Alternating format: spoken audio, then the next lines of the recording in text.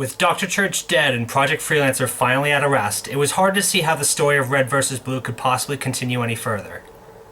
And then came Chorus.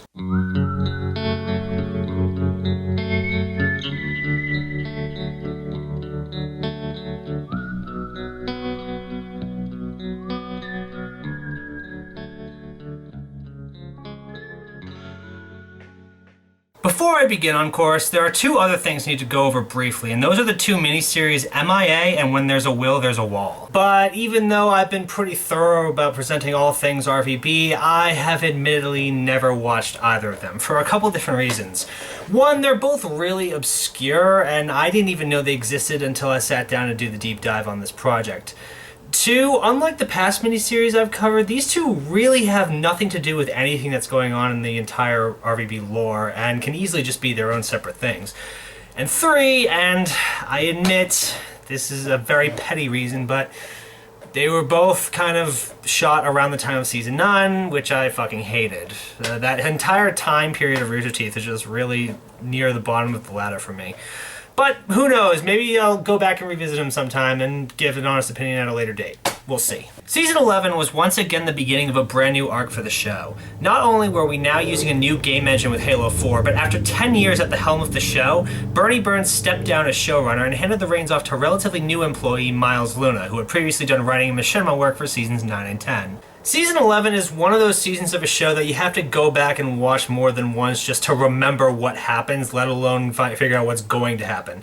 Literally all that I remember from my first time watching Season 11 are a giant robot, a Lopez replacement, another giant robot, an asshole, the most terrifying being in existence, and absolutely fuck all happening. Basically, this season requires that you watch Season 12 in order to get all the hidden references that were in Season 11, and at that point it's like, what's the point? It's for that reason and others that Season 11 is considered one of the lowest seasons of the show, and I can definitely understand why. Anyway, this season picks up kinda sorta where 10 left off. The gang has crashed on a new planet in yet another box canyon in the middle of nowhere because that seems to be their destiny. Church and Carolina have disappeared off to take care of whatever other thugs they were going off to pursue at the end of 10, and Wash assumes command of the canyon on the grounds of being the only competent soldier there. So the first couple of episodes are just the Blues and the Reds settling into their new quarters. Wash getting the Blues straightened out and occupied, and the Reds, well, do I even need to reiterate at this point? You guys have been watching me long enough, you know. This is what I meant before, because the first few episodes are just completely unmemorable. So unmemorable that they're not even worth talking about. I just watched these episodes recently and I already don't remember what happens in them. They sit around and talk, and then they sit around and talk some more. At one point, Wash makes Tucker run an obstacle course. Caboose cries over missing Church. Red Team spends 3 episodes complaining about their base. No, I'm not kidding. Even the Wikipedia description for 2 of the episodes says that Sarge continues to complain about the base. Seriously, read it. Fucking read it! I know, Tom doesn't like callbacks to the original Blood Gulch season. He hates the classics. Send in the trolls, get it all out of your systems now. But when you've just had 5 seasons of actual story progression, well, okay, 4.5, can you honestly say that this isn't a huge step backwards? After the events of Season 10, probably the best piece of media that Rooster Teeth has ever produced, can you really say that this feels like a good follow-up? My point is that we've evolved past Blood Gulch. We're way past this now, and to keep going back just feels like we're reiterating to caveman times. Have I gotten through to you guys yet? Do you understand what I'm saying at this point? But if you thought the stupid couldn't possibly end there, and why would you, Sarge and the Reds have decided that in order to fully renovate their base, they're going to need a little bit of help. 3 guesses what they decide to do.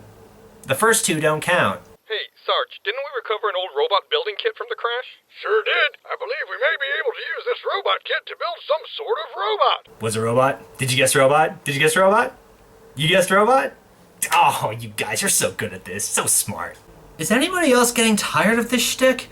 The number of robots Red Team has put together and the number of things that they've had these robots do is enough to start their own factory at this point.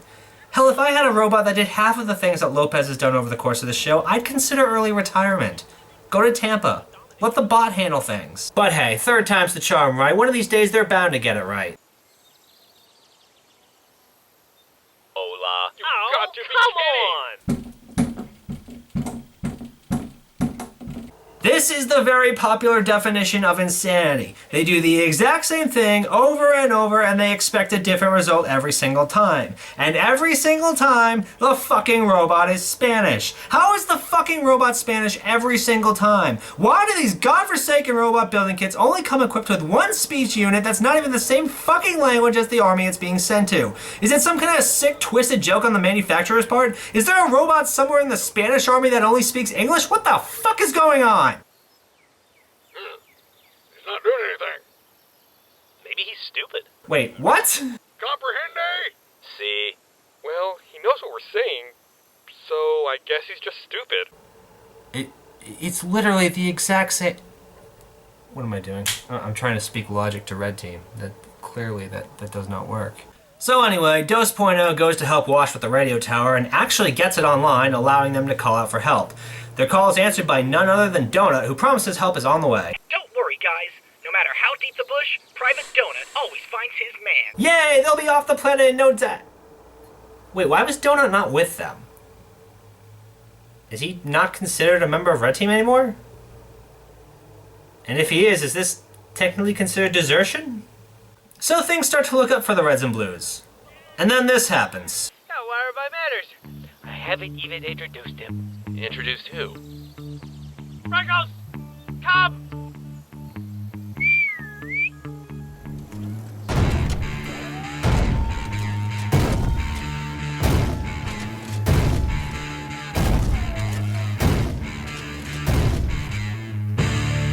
Everyone, I would like you to meet Freckles! Well, that's it. It's done. Humanity is dead. This is what killed it. I guess that this thing is supposed to be this season's version of Sheila the Tank, except where Sheila was fun and lovable, this thing will stuff 10 metric fuck tons of ordnance straight up your ass. Now, I said in RvB 2 that I understand why they had a robot, but I don't really understand why they have a robot. Even if it's just meant to have a new Sheila, the problem is that Freckles isn't funny. Freckles really isn't meant to be funny. Freckles is meant to replace your teeth with bullet casings. It's not even funny when the characters are threatened constantly by its presence. That's not humor. That's the making of Stockholm Syndrome. With all these robots suddenly all over the place, I can just imagine Miles going down to the nearest AutoZone and buying a bucket of motor oil so he can masturbate furiously all over his mechanized creations.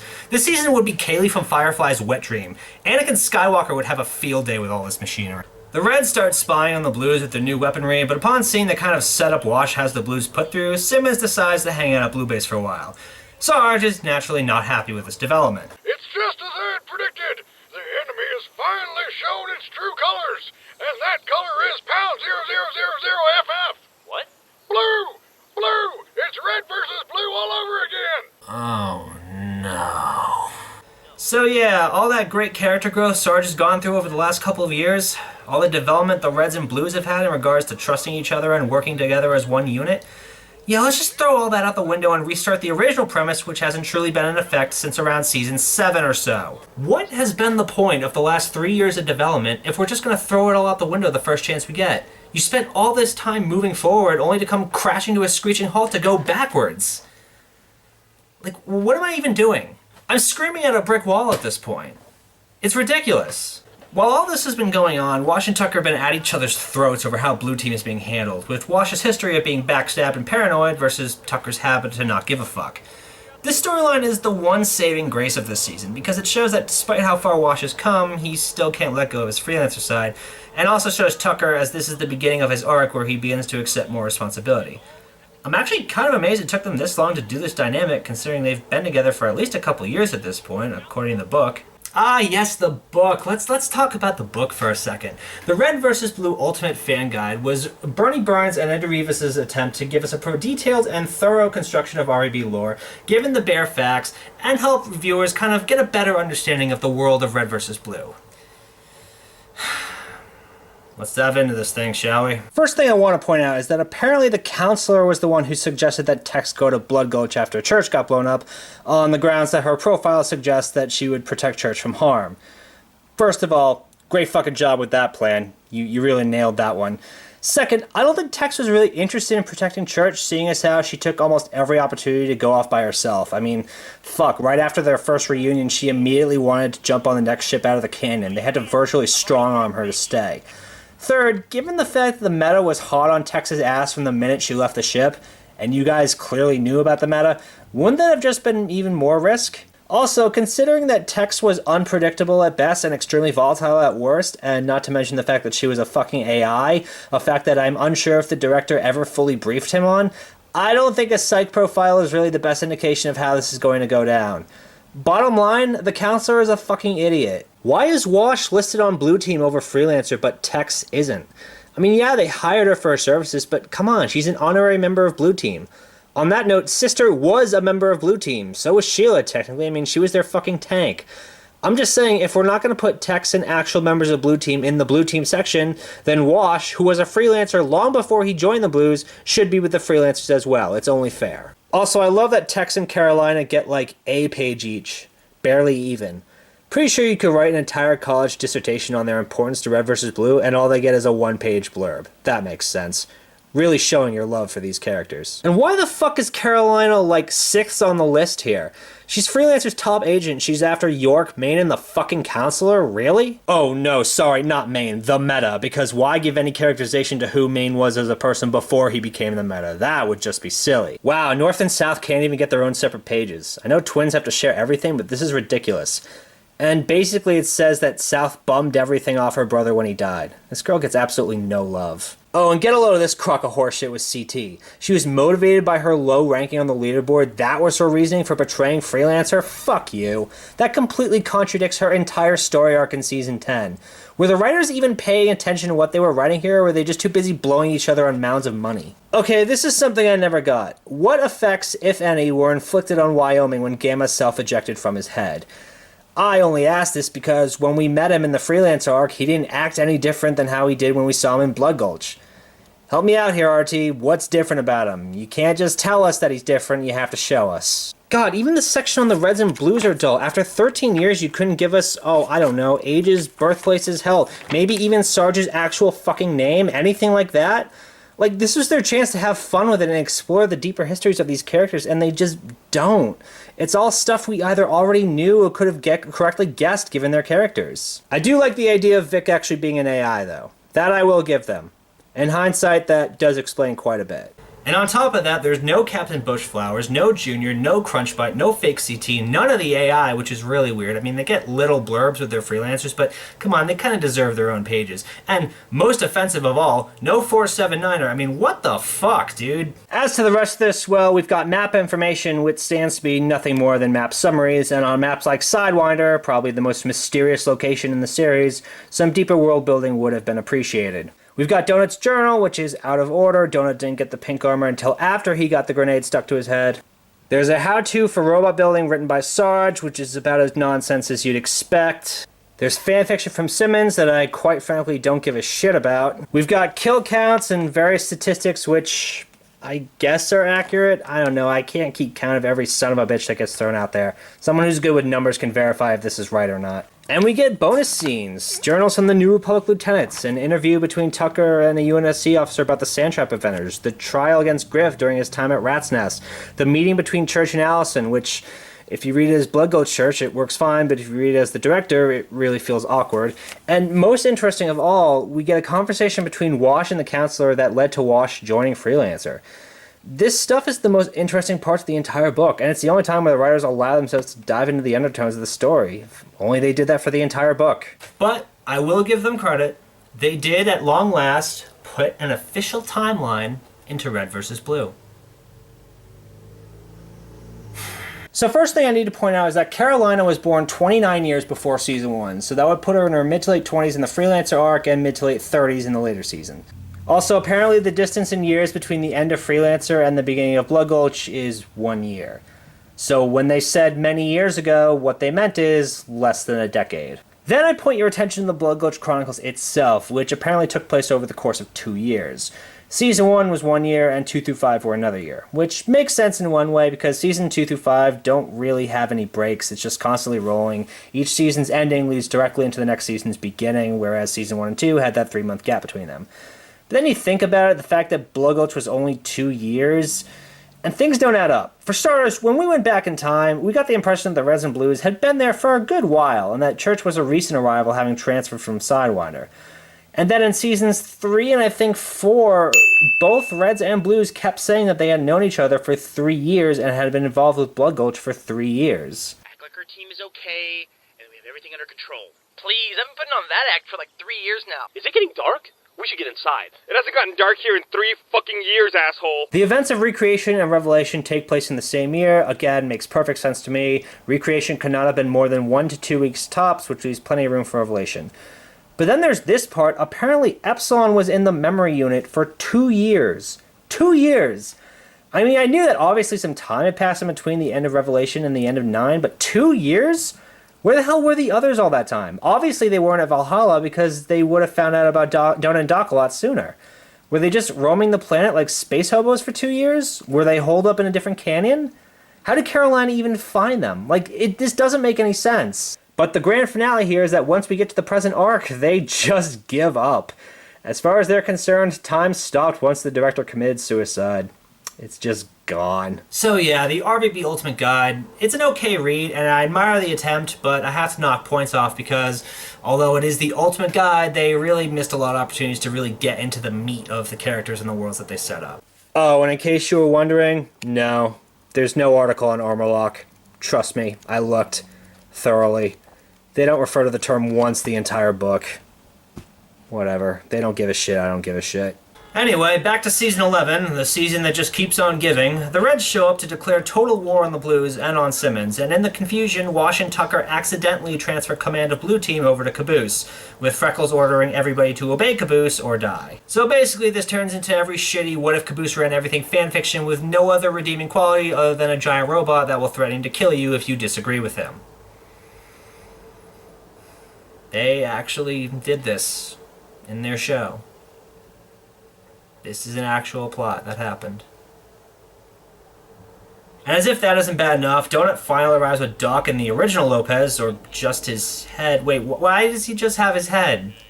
When we last saw him, he still had his whole body. Could he not use his body? In fact, why could he not use his body when he got shot in the head? Shouldn't the head be the last thing that survived? I don't understand. Anyway, they got there to rescue them, but they sent the ship away so that they're all once again stranded. So what the heck happened? After you guys dropped me off at Valhalla, you guys were supposed to be going back to Blood Gulch. Why would they be going back to Blood Gulch? Why would they not be going back to Valhalla? Or better yet, why were they not giving an honorable discharge after stopping the director? Why were they not going home? And again, why were you going back to Valhalla alone? Why were you not staying with your team? Why are you not a member of Red Team anymore? With everyone now at the mercy of the giant Deathstalker, the teams contemplate their options. There's one thing in this canyon that's been the source of all our problems. And if we want to get out of here alive, we're going to have to eliminate it.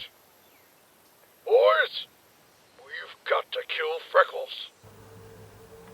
I can't find an argument. That's the first logical thing he's said all season. I really have to marvel at the fact that this one ship was carrying not only our heroes, but also what is essentially an entire army's worth of experimental weaponry, including, but not limited to, a tank and 2 giant Mantis Deathstalkers. This ship is essentially prepped for war, and this was the ship that was acting as transport for the crew to go back to Blood Gulch? I'm just saying, whoever booked this flight was an asshole. In fact, as we're going to find out in a few episodes, this ship was headed somewhere miles and miles away from Blood Gulch, so who booked this voyage? And meanwhile, on the blue side of things... Behold! Facebook? Yep, it's a site that lets you upload pictures, videos, and even text posts so your friends will always know what you're up to. It's revolutionary! You know what? I take it back. This season is way worse than RvB 9. At least 9 had the freelancer bits to kind of break up the monotony. This is just, ugh. Ugh.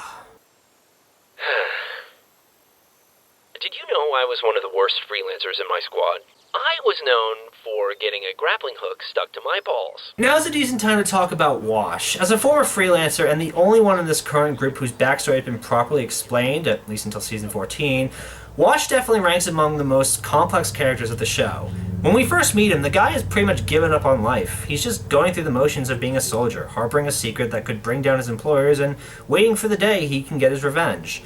Think of how long those 3 years must have been for him, living with the knowledge that his friends have all been killed for one man's longing for his wife.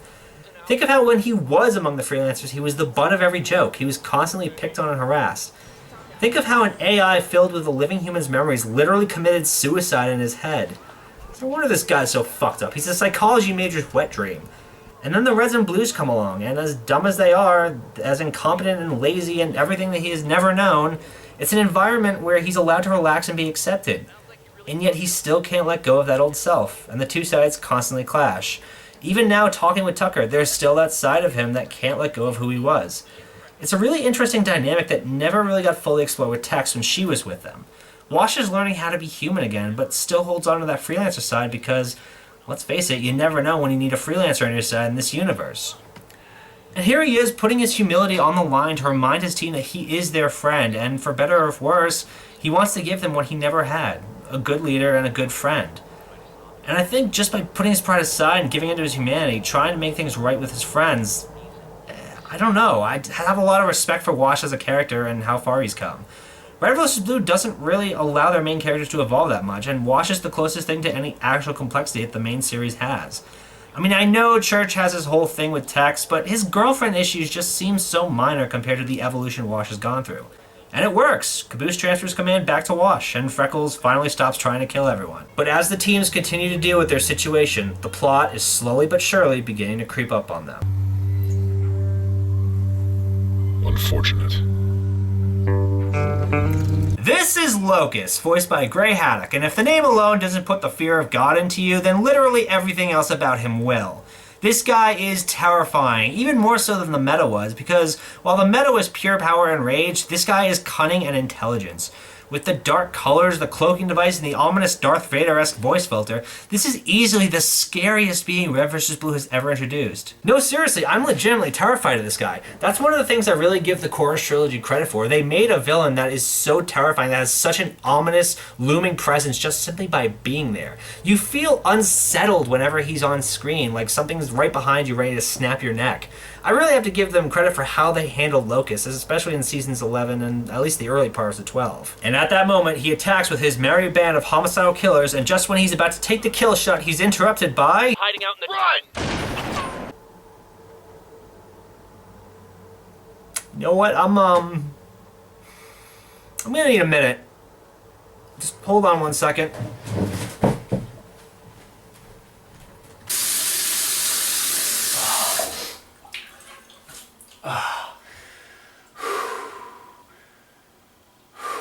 Okay. You can do this. You know, you went to the meetings, you got on the meds, you can look at that stapler without wanting to douse that part of the office in gasoline. You're over this. You got it. You got it.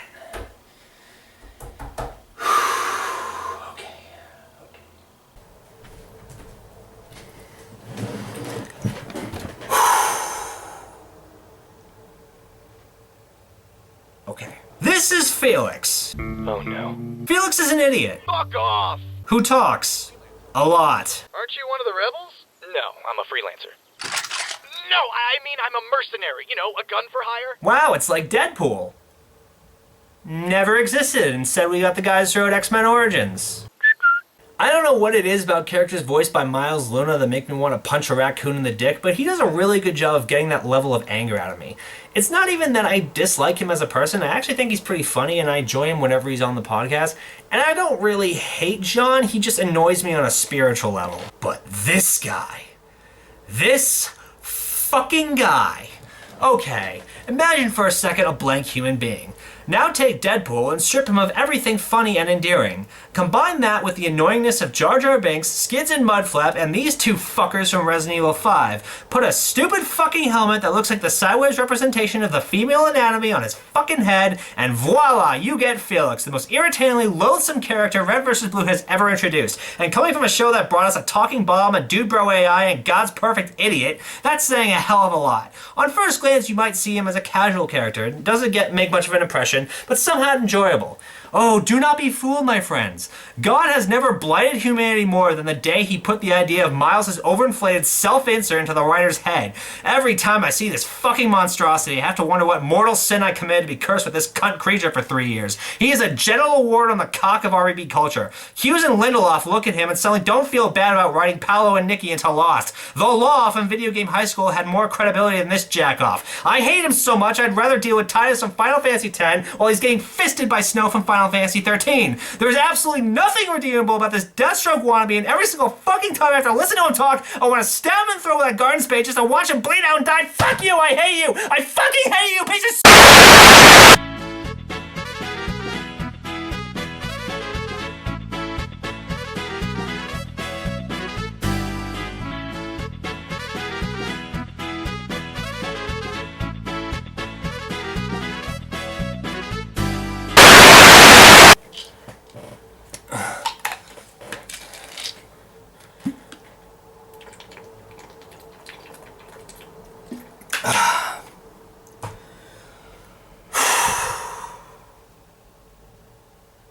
I apologize.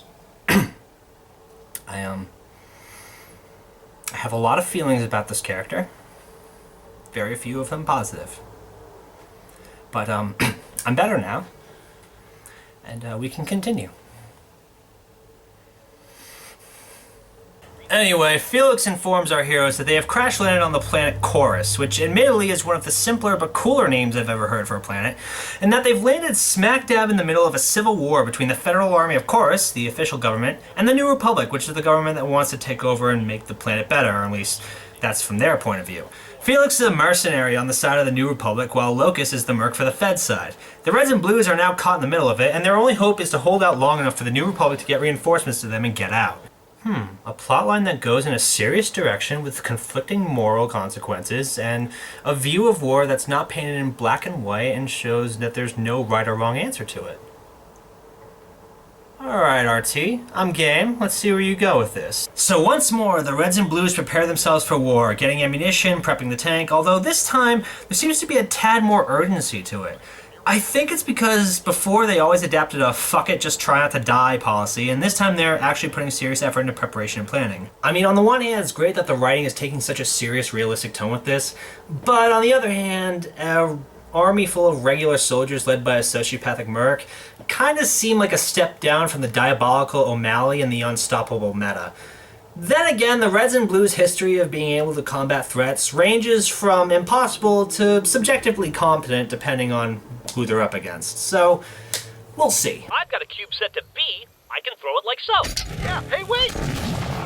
And then throw a second cube set to B without ever messing with the stuff sucked up by the cube set to A.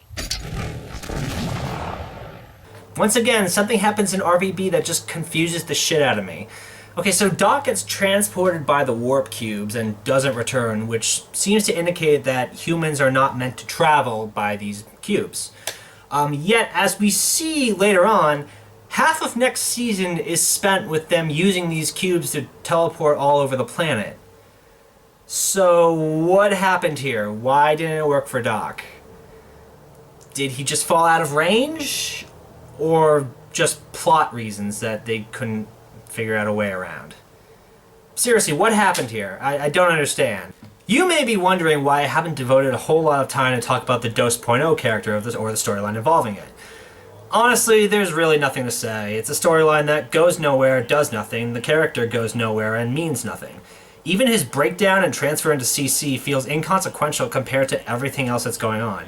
He's a character of no significance. So is Freckles, for that matter, but at least they keep trying to shoehorn Freckles in throughout the trilogy. Poorly, I might add, but they still do it. DOS.0 is a character that everyone seems to want to forget about. I can't blame them. He sucks. So we're all ready to go. Wash has even donned his own freelancer armor in an attempt to kind of put the past behind him.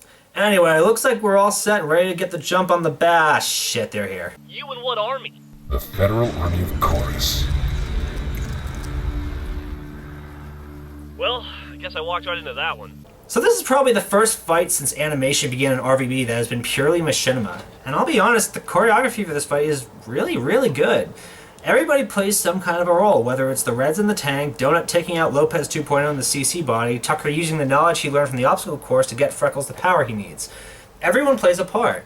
The stakes are high enough for everyone to share.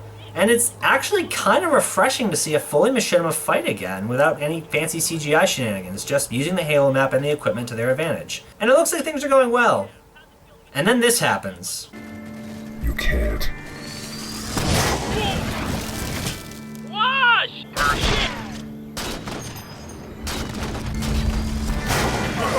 Sarge?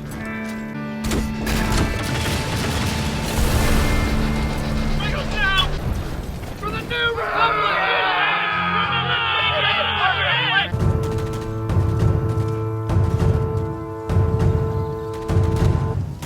Freckles! Shake!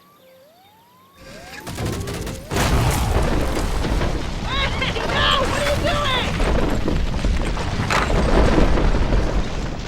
Jesus. It's an interesting reversal of roles right now. Wash, who was always the strongest of the Blues, is now in no position to help, meaning that without him and without Church, Tucker and Caboose are truly on their own. And the same applies to Grif and Simmons. For the first time this series, Grif and Simmons are separated from Sarge in a way that's not being transferred to a new base, or Simmons being a whiny piss baby or accidentally burying him 6 feet under. Sarge was always the one who, for better or worse, would bail them out of situations. But now he's the one that needs rescuing. It's a situation where now these four, who have essentially been the children this entire time, now they're the ones who need to save the day. And then we wake up and meet the leader of the New Republic, Vanessa Kimball, voiced by Lindsay Jones, and we learn that in order to get Wash, Sarge, Donut, and Lopez back, they're gonna have to lead an army. Humanity hasn't been this fucked since the shady organization ordered a 15-year-old boy to get into a giant mech and fight off a bunch of alien monsters. The closest thing to this ending, this incredibly depressing and gloomy ending, would be the end of Recreation with Donut getting gunned down. And considering that one ended up being completely inconsequential, then this one wins as the most suspenseful penultimate episode of Red vs. Blue. We are now in an odd position where half of the group is fighting for one army, and the other, which by the way has their leaders in it, is captured and co-opted to fight for the other team. Now they're all in a position where they have to fight an actual war, which, granted, going against Project Freelancer and the meta and the text clones pretty much prepared them for it, but now they potentially will have to kill each other, actually kill each other this time, in order to survive. It's a really complex dilemma and presents some real moral choices here that they're going to have to live with going forward.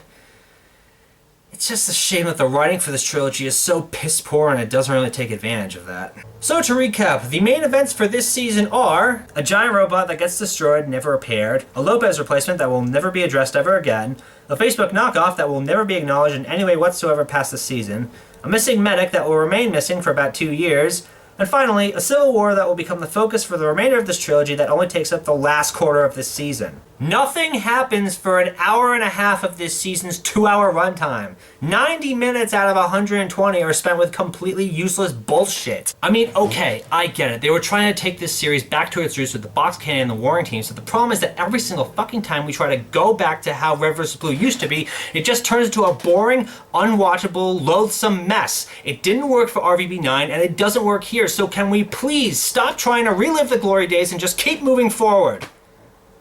God damn. Dumb! The season is dumb!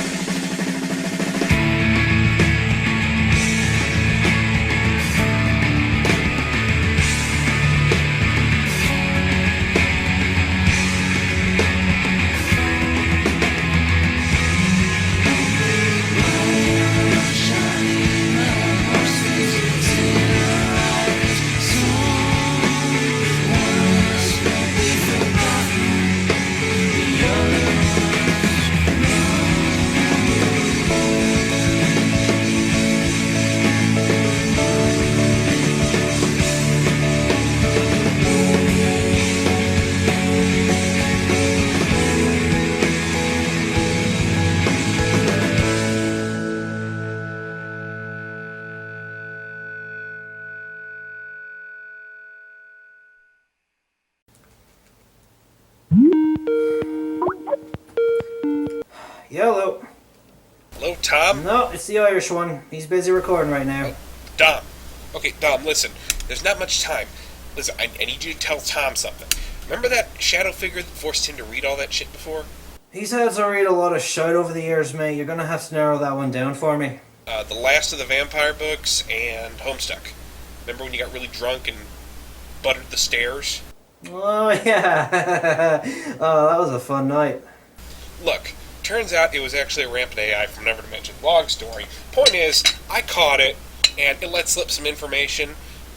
Tom needs to be careful.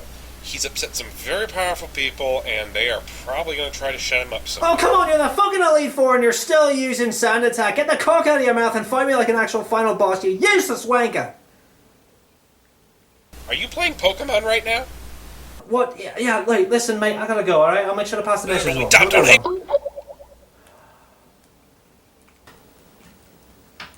That was a nice little rant I went on. Who was that? Who was that on Skype? Oh, wrong number. Alright.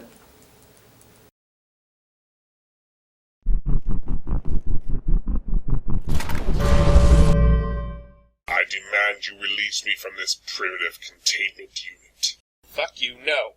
Now tell me who's after Tom. You will get no information from me, human. You lack the technology to force me to talk. Well, you're right about that.